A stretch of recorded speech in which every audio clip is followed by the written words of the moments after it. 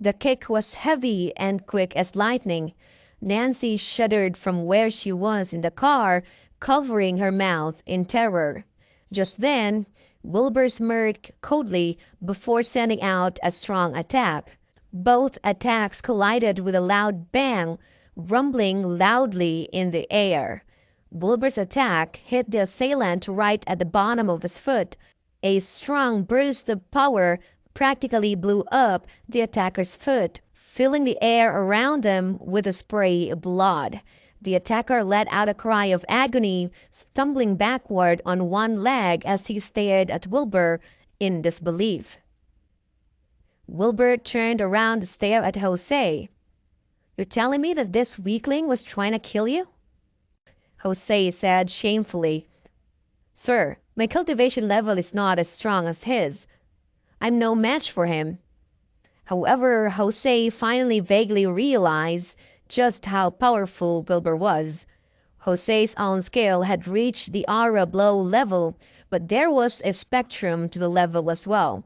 Jose's aura was not as thick as Duran's. That was why he had not only failed in his revenge plan against Duran, but had gotten hunted down instead. Wilbur's aura was obviously much stronger than Duran's. One attack alone was enough to show that Wilbur had the upper hand in the fight. It was not a surprise to Jose at all.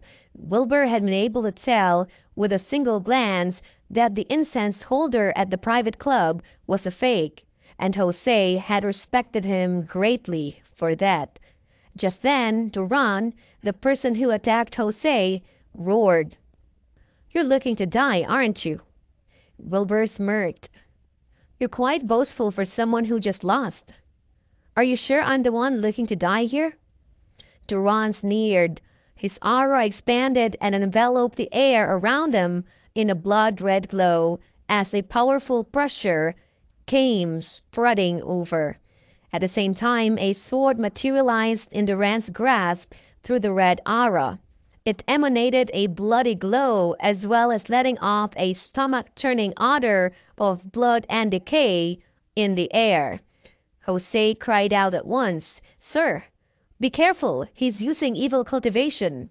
Wilbur frowned lightly as Duran roared and came charging towards him. The blood-red sword came swinging down at Wilbur, bearing overpowering sword energy. The power of the swing was enough to break stone and soil. Jose was right behind Wilbur, and Nancy was in the car with nowhere to run. Jose knew how terrifying Duran's evil cultivation was and held his breath in terror. Wilbur smirked, then clenched his right fist.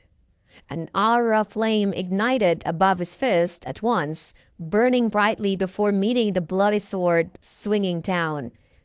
Duran saw that and smiled murderously. His aura sword was manifested from his countless massacres during his time in the mountains. He had used their blood in his cultivation, which explained why his aura reeked of it. It was also poisonous, and the slightest bit of contact with the sword would result in a blood disease that led to a speedy death. Anyone who dared grab the bloody sword just like that was truly asking for trouble. However, as Wilbur waved a hand and grabbed the bloody sword, his aura flame seemed to render the bloody sword useless. Duran was in shock, staring at Wilbur in disbelief. Wilbur merely smiled mockingly in response. Duran burst into rage at once, crying out as he channeled his aura once again. The stench of blood filled the air once again as the bloody sword grew in size in an attempt to escape Wilbur's grasp.